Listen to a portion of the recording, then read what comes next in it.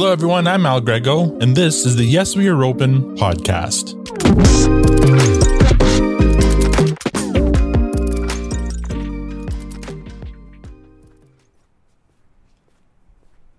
Today I'm in downtown Regina strolling through Victoria Park. It's a sunny, cool winter morning. Named after Queen Victoria in 1907, the park is the size of 2 city blocks. It's home to the Regina Cenotaph, a memorial to local soldiers killed in World War I. The park is part of a larger city square, which, throughout the year, plays host to many activities, including a children's play area, outdoor ice skating, various festivals, shopping, dining, and the Regina Farmers Market. Downtown Regina is the cultural and commercial heart of the city, boasting a lively culinary and retail scene. And dotted throughout the downtown, you'll see various public art installations. It's also home to cultural landmarks such as the Globe Theatre, home of Saskatchewan's first professional theatre company, and the Saskatchewan Sports Hall of Fame. These two venues may seem to be on opposite ends of the cultural spectrum, arts and sports, but they have one very important thing in common. They figure heavily into the subject of today's story, creative kids.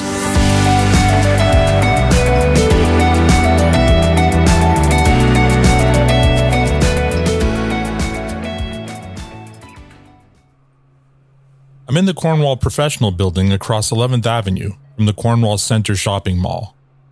I take the elevator up to the 4th floor. Coming off the elevator, I'm welcomed by 2 large floor-to-ceiling posters with the message "Culture Builds Community" on it, with various pictures depicting arts and culture. One has a Sask Lotteries logo, and the other says Sask Culture on it. I turn right out of the elevators, and just beyond these posters is the entrance to Creative Kids. Anna, nice to meet you. Anna welcomes me into their office. She's the one I've been coordinating with. She gives me a quick tour. There are pieces of art and culture on all the walls, along with a display full of brochures of various programs. Anna leads me into their conference room, where I meet Gloria, and we settle in for our interview. Hi, my name is Gloria Walsh, and I'm the manager of Creative Kids Saskatchewan. Before we get to the history of Creative Kids, what is it that Creative Kids does? Creative Kids removes financial barriers to participation in arts and culture for children ages 4 to 19 in the province of Saskatchewan. Okay, so it's a charitable organization? It is. We are a registered charity. We are federally registered as Creative Kids Canada, Inc., but we currently only operate in Saskatchewan, with all of the funds going to support children locally and also supporting artists locally.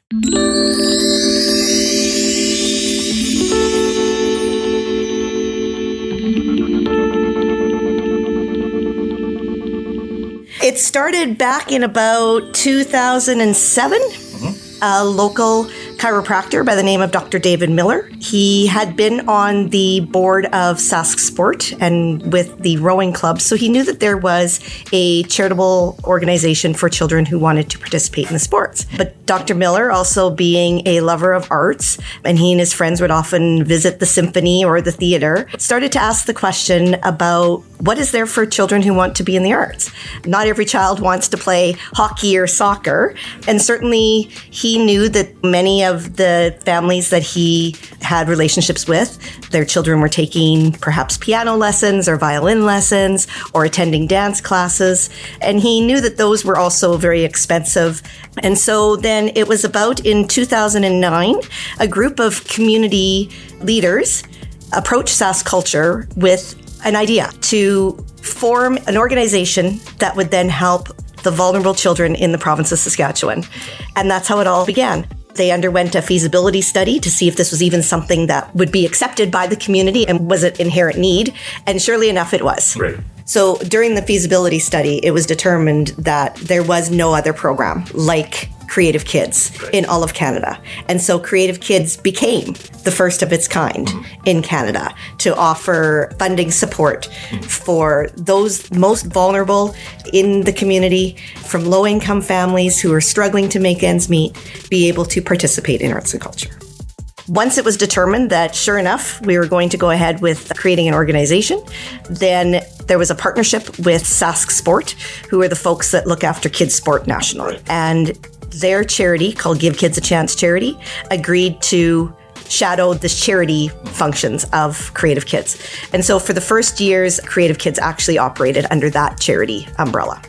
Sask Sport and Sask Culture and Saskatchewan Parks and Recreation Association are three nonprofit organizations who have an agreement with the government of Saskatchewan to deliver funds to the sport, culture, and recreation community through Sask lotteries. So this is a very unique to our province in Saskatchewan, where the funds from lottery ticket sales, after things like the retailers have been paid and the winners have been paid and there's a few expenses and the government gets their license fee. But then those three nonprofit organizations are then tasked with delivering all of those funds to the sport, culture, and recreation community in Saskatchewan.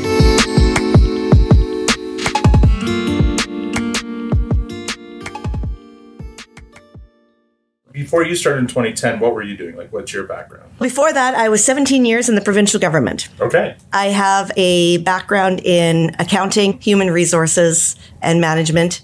I have always been very interested in the arts. The arts has always had a profound impact on me personally. Our family is very musical. Both my parents played. So there was often music and there was often singing and dancing. Throughout school, I was able to partake in the arts, theater and choir. So it was just always part of me and part of who I was. When the opportunity came for me to join Sask Culture, I just jumped at the opportunity. It sounds like it's a perfect marriage between your arts background and your financial background. It is, yes. It's been a no-brainer. So it all started in Regina. The Provincial Advisory Committee were all folks from Regina. Yeah. And so the seed money actually came from the Regina Mayor Business and Arts Luncheon. Okay. So they had a luncheon and they raised some funds. And then our friends at Sask Arts had a Saskatchewan pavilion at the 2010 Olympics. And so money raised there also went towards starting up Creative Kids. So it was really a community and partnership initiative at the beginning. And certainly Sask Culture was on board. So that started out the seed money. Right. And of course, we looked for individual donations and corporate donors. And then we were able to grant out our first grant in 2010 to a young girl who wanted to dance. Amazing.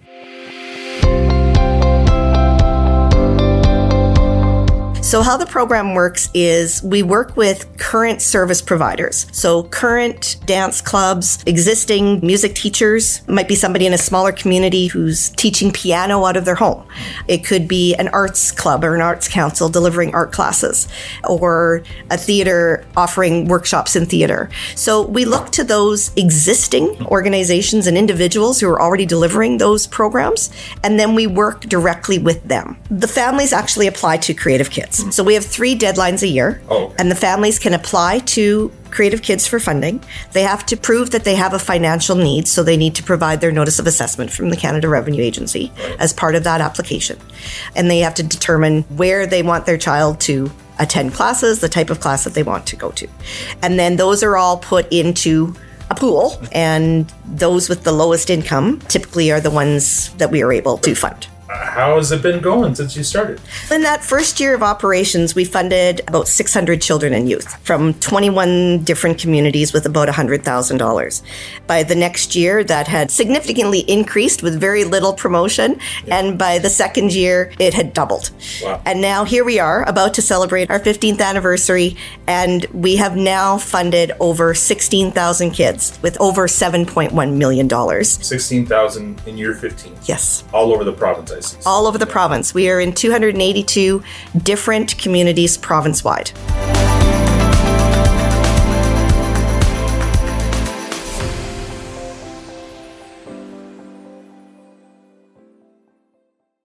Hi, my name is Ana Cristina Camacho, and I'm the communications coordinator at Sask Culture.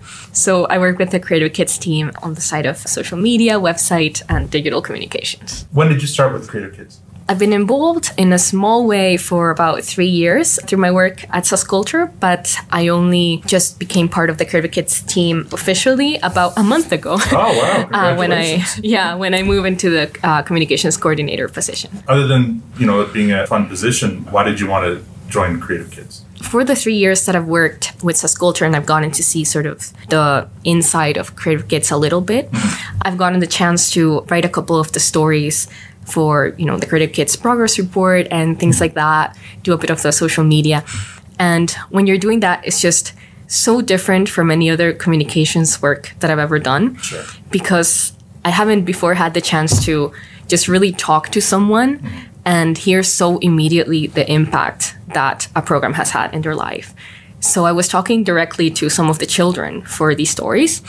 And yeah, there's just nothing like interviewing a little 14-year-old. Right. And they're so happy and, able to articulate how much of an impact that made in their life. And sometimes that immediate impact is not something you see.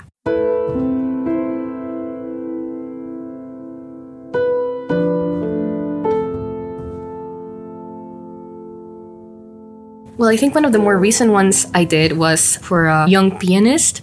She was a little kid and she got a piano as a gift from a neighbor. Her family got this piano. So it was just very fortuitous.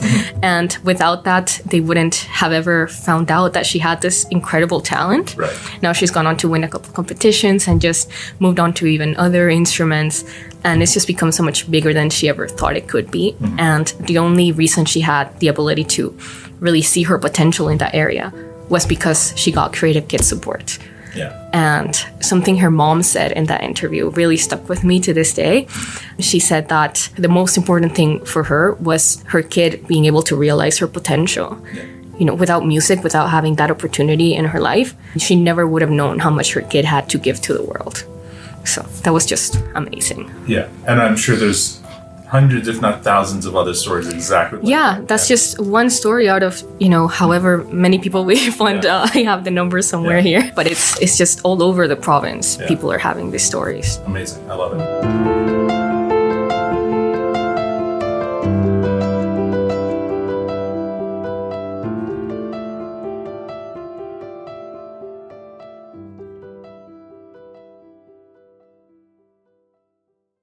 It was in 2016, Creative Kids became its own charity.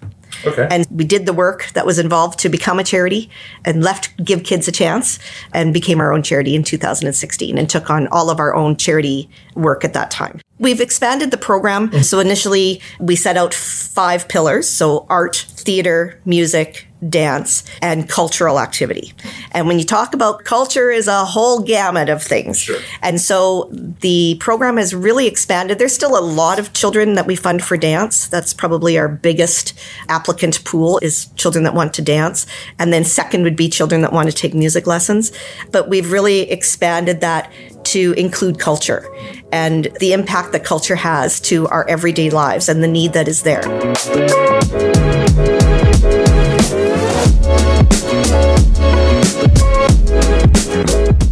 The province of Saskatchewan is such a diverse population of people. There's a continuous influx of new people, and we've been able to impact those children as well. We often will fund Indigenous traditional activities so that children can learn more about their Indigenous culture and become proud of their cultural heritage.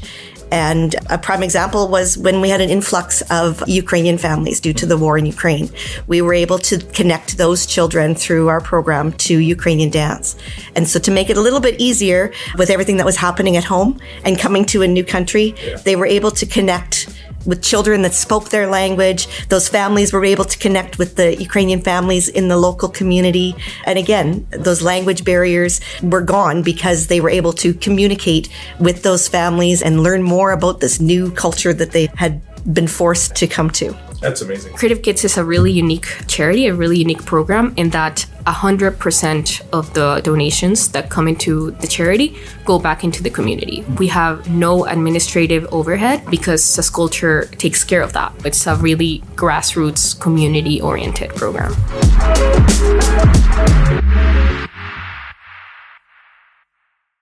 Now, I know this isn't like why you do it. You're doing it for the kids and to give them an outlet creatively. But do you have any success stories in terms of maybe kids who went through your program or benefited from Creative Kids that have gone on to some sort of fame or renown?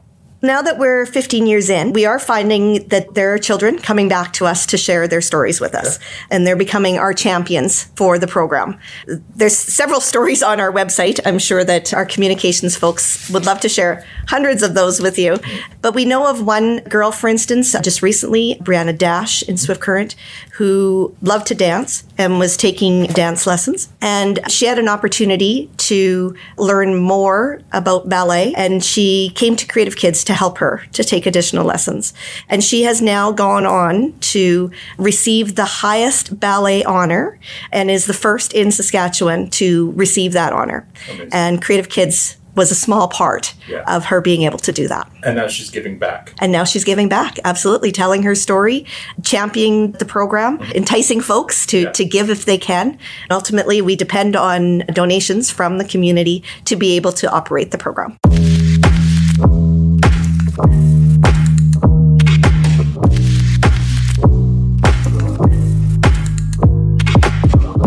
Up next, there's clearly a need for what Creative Kids brings to the arts and culture community of Saskatchewan. But running a charity in today's economic climate can't be easy. How are Gloria and her team coping? Let's find out.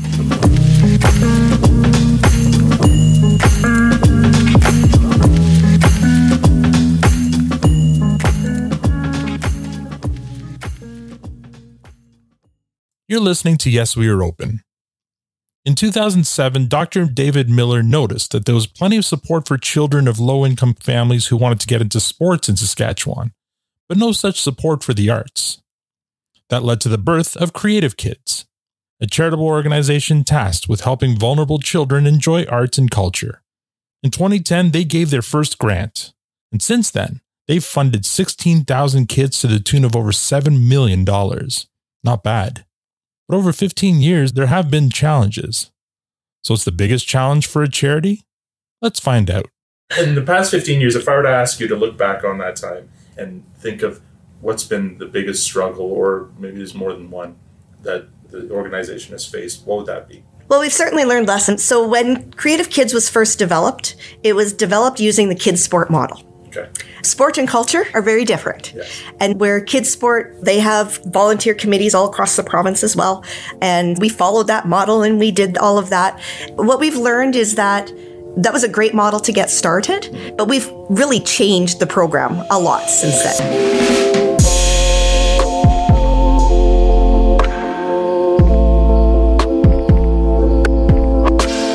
Hockey is hockey, right? There's a sport governing body that governs hockey. That isn't the case with culture. Culture is very vast and it can be very different.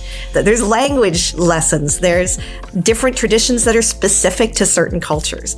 So we've had to adapt to that, and we only have 7 committees across the province, whereas something like Kids Sport has, I'm sure, 100. Right. Certainly the biggest struggles out there are engaging the community and having them realize just exactly how important arts is to their everyday life. The understanding that arts and culture is just as important as sport, and that there is a need, and that the need continues to grow. I think the biggest challenge in our work is sharing our story, sharing, the Creative Kids cause with people, because I think there are just so many people in the province that want to support this that just don't, because they don't know about it. Right. So just really getting the word out there and sharing the impact that it has, because it's such a unique program where you can donate your money and it goes 100% back into the community.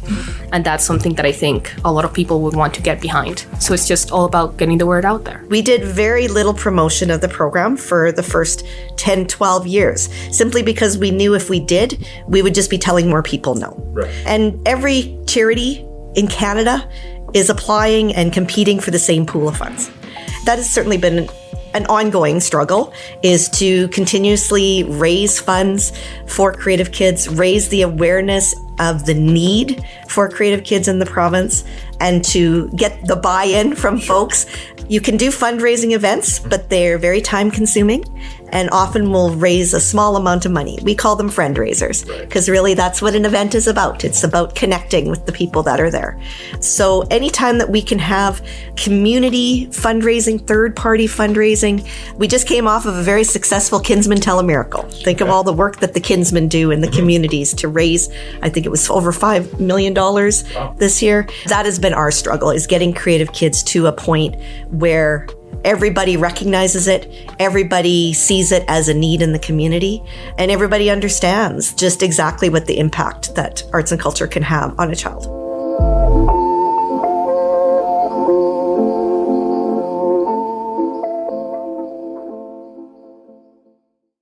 in the last 10 years, there's been a lot of big impacts. Talking about, like, thinking back to the pandemic, for example. How were you guys affected during the pandemic? The need for creative kids continues to grow. Mm-hmm. What we found during the pandemic, sports stopped. Cultural activity did not. Dance lessons and music lessons continued virtually online. Yeah, yes. Yeah, okay. The arts became a way for people to communicate. You had musicians from all over the world coming together to make music online. Children were making pictures and sending them to their grandparents as a way to connect. We found that the pandemic had a direct impact, of course, on donations, but it didn't have an impact on applications. Children actually maybe had to put down a hockey stick and pick up a guitar. And so a new passion evolved. And a prime example is in 2023, we funded 1,313 kids. This year, or past year, 2024, we funded almost 2,500 kids. Wow, so double. Yeah. So the need is there. Mm-hmm. And so, of course, we found that over economic times, there's less money to give. And so there's less donations coming in, but more than ever, we're seeing applications come to this program. And just as soon as you start to do a little bit of promotion and the word gets out there, those applications just come in twofold, threefold. So you have to kind of strike a fine balance. That's right. Letting people know all the great work you're doing, but also not too many people, because then you may not be able to accommodate the application. That's right. Was there anything you did creatively during that time? Because if you were getting more applications but getting less money, what kind of problem solving was going on? We changed our fundraising initiatives. Okay. So we moved away from in-person events. Obviously, you couldn't hold them. Yeah. And we did online fundraising initiatives. We really amped up our social media presence. Mm-hmm. We always had Facebook, or at least for a number of years, we had Facebook. And now we have Instagram and LinkedIn and TikTok and X. We really amped up our social media presence to get the word out there about Creative Kids. And we worked very closely with the service providers, with the artists and musicians and teachers in the community to see what they could offer online. Is there anything that Moneris did to help you in kind of the fundraising aspect of Creative Kids? Absolutely. Moneris gave us the ability to accept donations online. Oh, okay. And so where we were relying on funds through fundraising events and being handed a check or handed cash, we had that opportunity now through our website to link our website directly to Moneris and to accept those donations directly online so that the money continued to come in. Perfect. And we were able to continue to deliver back out.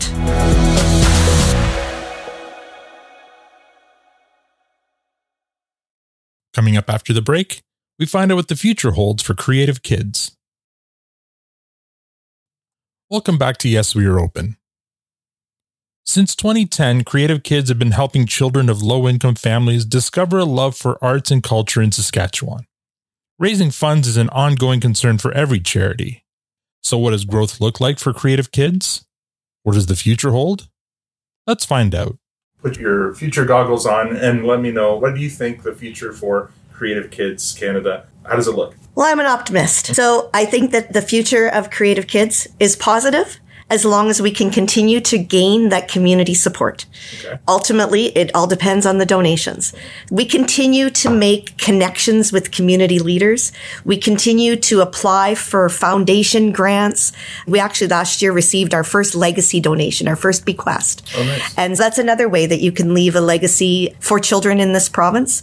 And so as long as we continue to receive that support and garner even more support, Creative Kids will continue to fund kids. I would like to see a lot more support, just a lot more awareness in the community of Creative Kids. And that's part of my work in communications. I want to really continue the work that we do in social media to really help garner that support and just share how people can be part of our future, if that makes sense. Yeah. Because there's just so many ways to be involved in Creative Kids.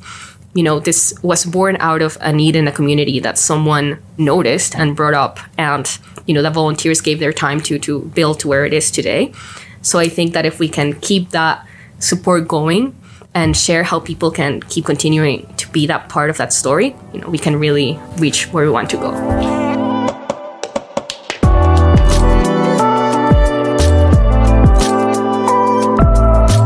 Do you have any personal goals yourself for the future of Creative Kids? This year we funded over $950,000 to children. Our goal for 2025 is the $1 million mark. We want to be able to raise enough funds this year, and we know we'll have the applications, right, but we want to be able to say this time next year that we funded $1 million to children in Saskatchewan. I want to keep working to share these stories. Like Gloria, culture has been a huge part of my life, arts and culture. And so I have this interest in communications that makes up a big part of my professional background. And so when I saw this, it was like Gloria said, it just seemed to be the perfect fit for what I'm passionate about, both personally and professionally. So that's what I want to keep doing.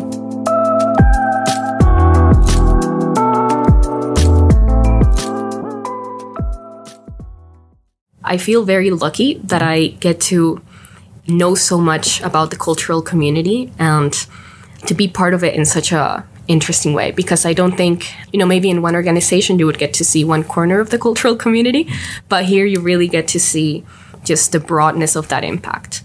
And yeah, that's wonderful. It really makes me see Saskatchewan in a whole new way. Yeah, it's such a wonderful cultural and diverse place. For you personally, seeing how Creative Kids has grown since you joined in 2010, how do you feel? Humbled.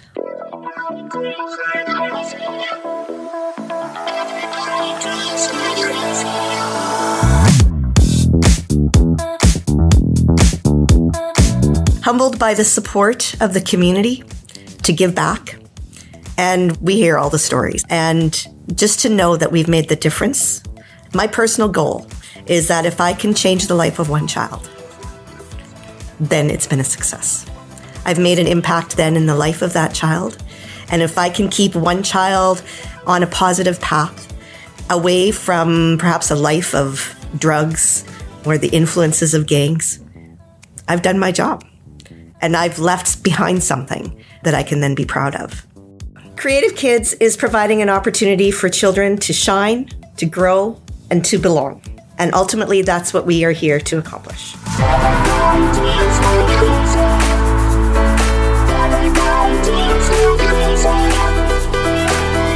Is Creative Kids Canada open? Yes, we're open! That was perfect.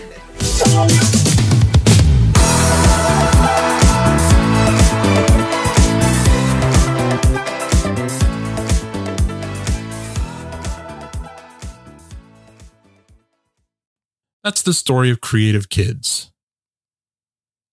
I'm sure I've spoken of this before, but there are many motivations to start a business. Passion, profit, challenge, change, independence, flexibility. But for some people, they just want to be of service to something bigger, whether it's other people or ideas. Usually this last one comes in the form of a charity or nonprofit like Creative Kids. It's often difficult to measure ROI on the arts. Their benefits can at times seem intangible, but as a musician myself, I can assure you the benefits are real. Thinking back to Gloria's story, when the world was shut down due to the pandemic and people were desperate for connection, they turned to the arts. Playing music, telling stories, creating. The instinct is a primal one. The arts helped with resilience during the difficult time. That's what Creative Kids is doing now, not only building a creative generation, but a resilient one. I read somewhere online that when you invest in young people's potential, the impact ripples through families, communities, and even future generations. The work that Gloria and her team at Creative Kids are doing is just that, investment. And the returns they'll reap will be immeasurable for years to come.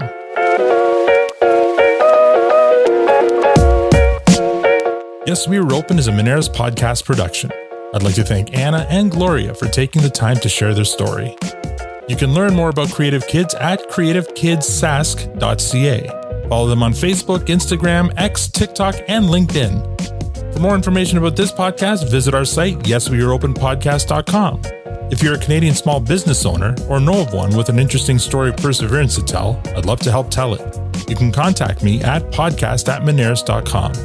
Tune in next week for another story of small business struggle and survival on the Yes We Are Open podcast. I'm Al Grego. Thank you for listening.